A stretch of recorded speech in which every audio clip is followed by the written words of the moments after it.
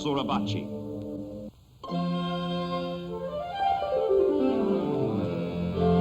Tokyo, spring 1945. One of the great cities of the world becomes one of the great battlefields of the world. Center and soul of the Japanese war effort, Tokyo is objective number one for strategic air attack by the Allies. From the far-off Marianas, from Guam, from Saipan, from Tinian, come the B-29s, bringing war to the makers of war.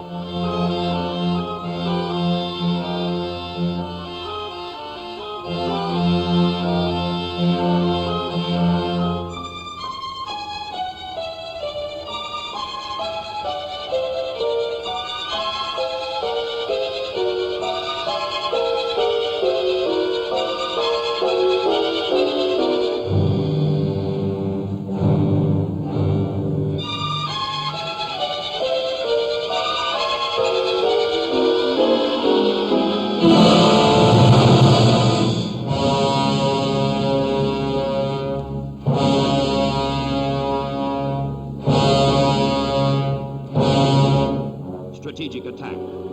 Shatter and destroy transport, industry, communications, resources, manpower. More critical to a country at war than her divisions in the field, her ships at sea, her planes in the air. The great fire raids consume Japan. 66 cities are swept by hurricanes of flame.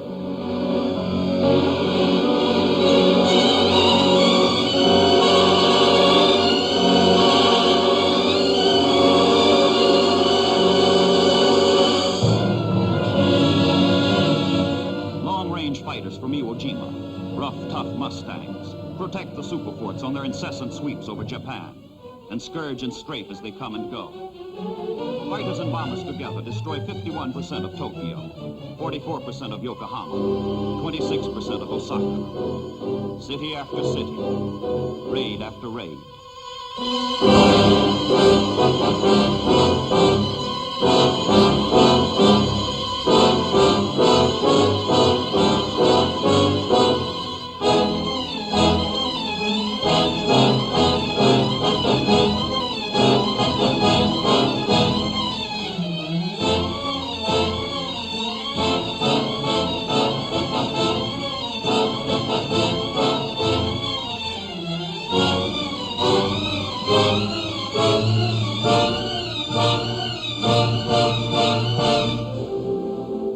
Back to base.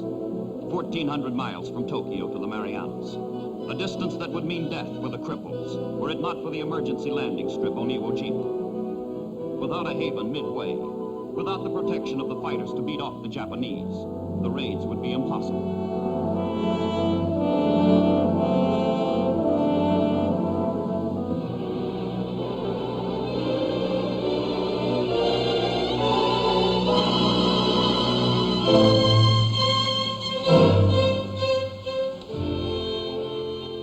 Iwo Jima is the haven. B-29s wounded over Japan come limping in to safety, to refuge.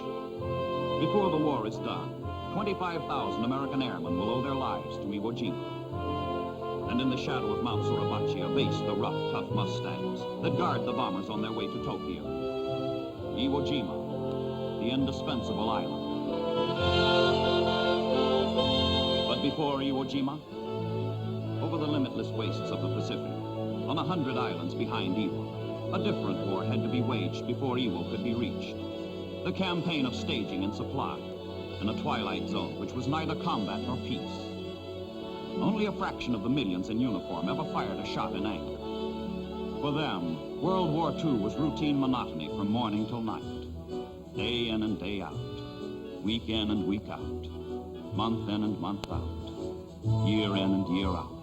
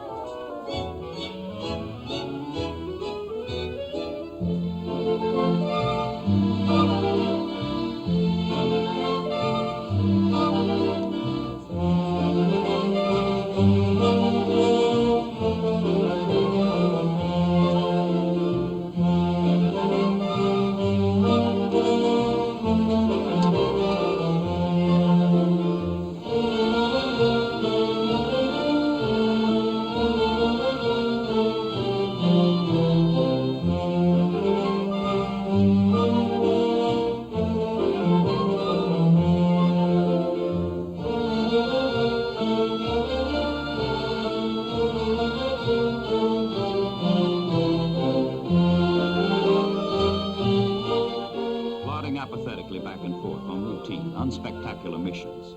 Cargo ships, called by their crews buckets or sieves, kept island tied to island, linking rear area bases to war ahead, to peace at home. If the dreary role of these ships and sailors demanded that they do that and this and that, they nevertheless executed their dull jobs.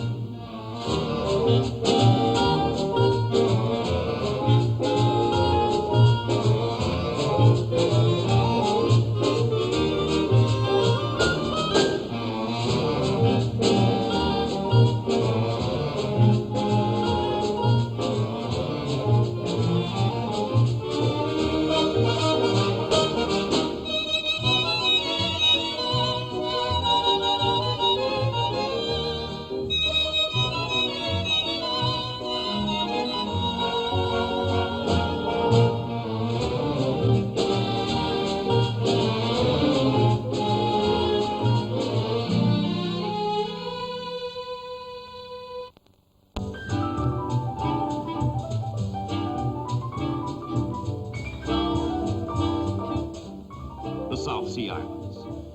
Exotic, magic, fragrant. Land of mystery and romance. Ulithi and Majuro. Los Negros and Marmar. Funafuti and Numia. Tonga Tabu and Efate. But when the GIs arrived, the islands became something else again. A land of horseshoes and horseplay. Beer and baseball. Jive and jazz.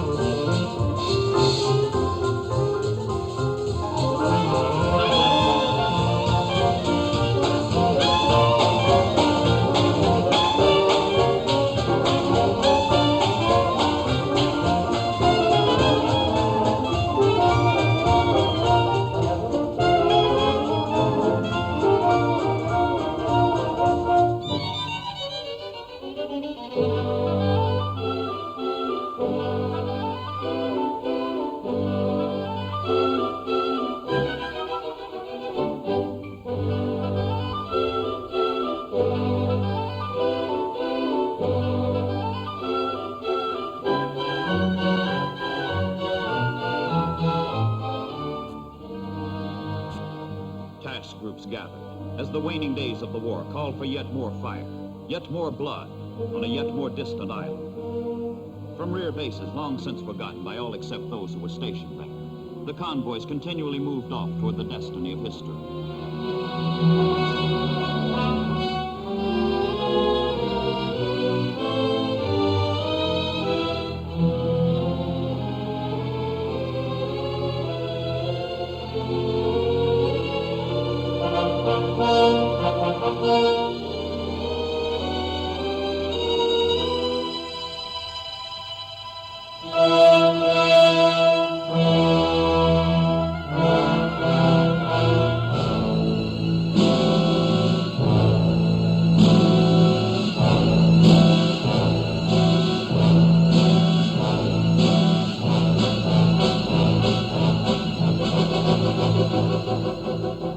Not all the battles in the Pacific were fought against the Japanese.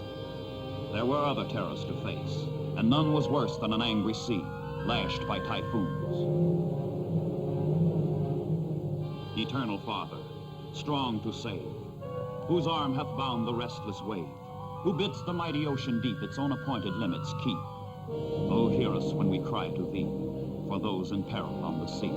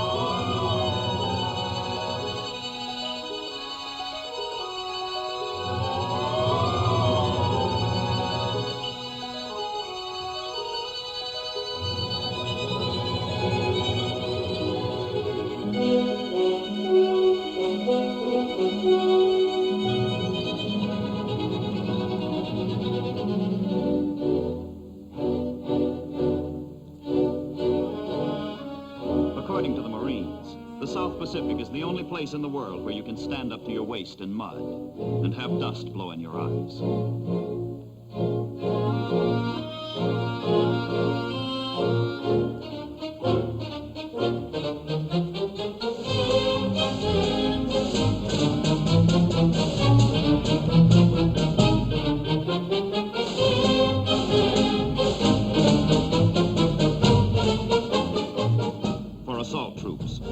Always certain.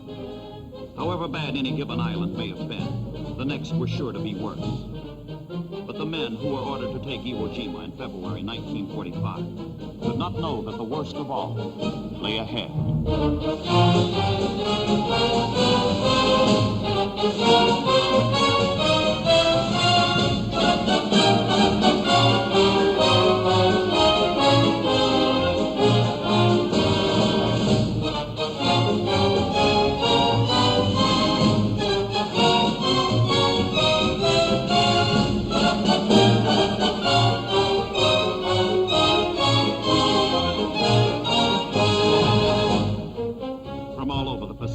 The ships converged on Iwo Jima. The voyage was long, tedious, interminable. The men relaxed and waited, as best they knew how.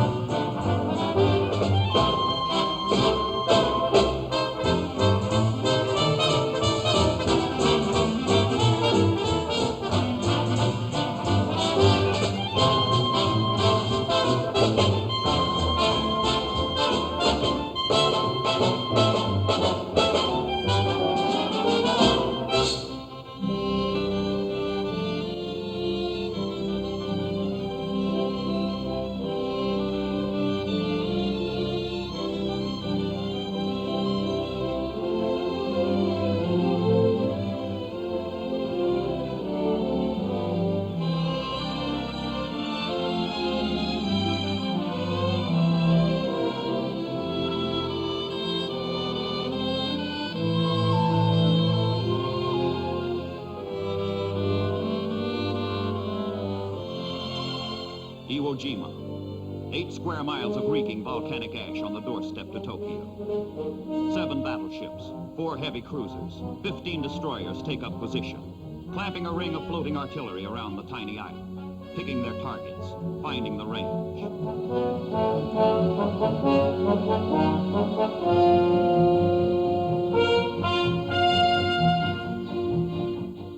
February 1945. All the guns and all the ships prepare for 72 hours of furious, continuous, unbroken barrage. The most concentrated naval bombardment of World War II.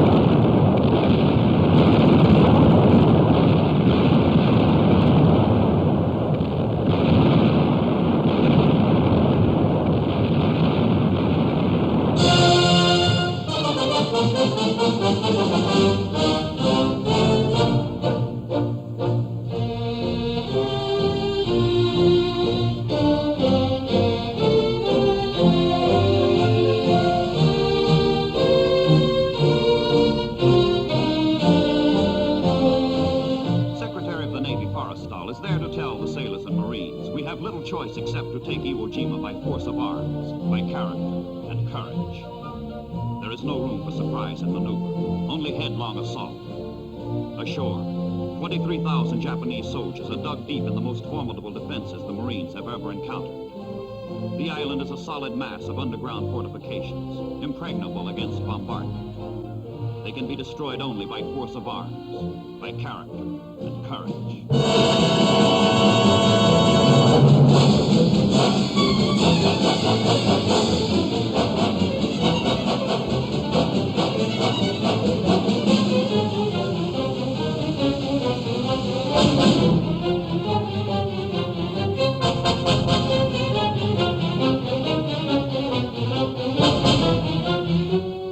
From the caves of Mount Suribachi, which dominate the entire island, the Japanese zero in their artillery on the landing beaches, pinning the Marines to the shore in an avalanche of fire and steam, paralyzing any advance, threatening obliteration.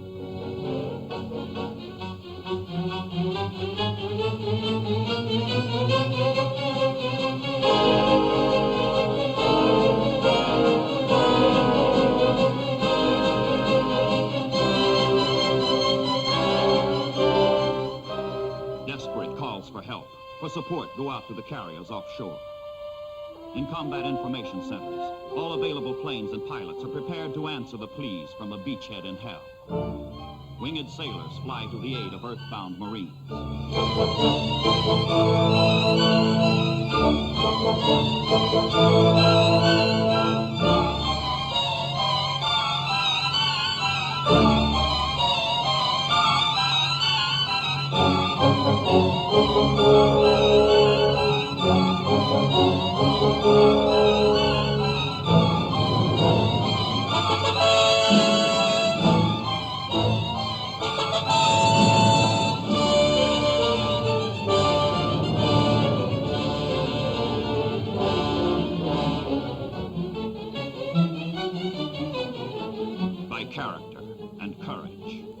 more reserves, more supplies, more Americans spill into the slaughterhouse that is Iwo Jima and claw their way toward their target, Suribachi. While the mountain remains Japanese, the island remains invincible. 5,000 American Marines will die before Iwo Jima falls. But in the bloody bookkeeping of war, the price will be balanced by the 25,000 American airmen whose lives the island will save. One man will die today. To save 5 who will live tomorrow.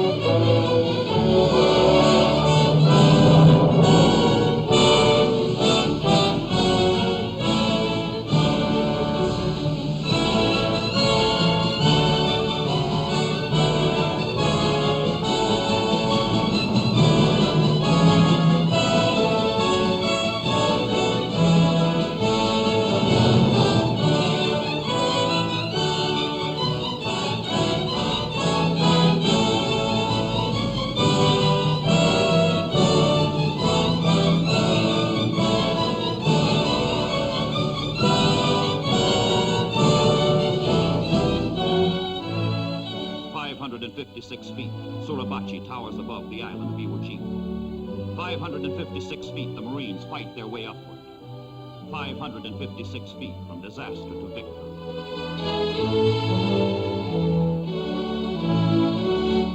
When freedom from her mountain height unfurled her standard to the air, she tore the azure robe of night and set the stars of glory there.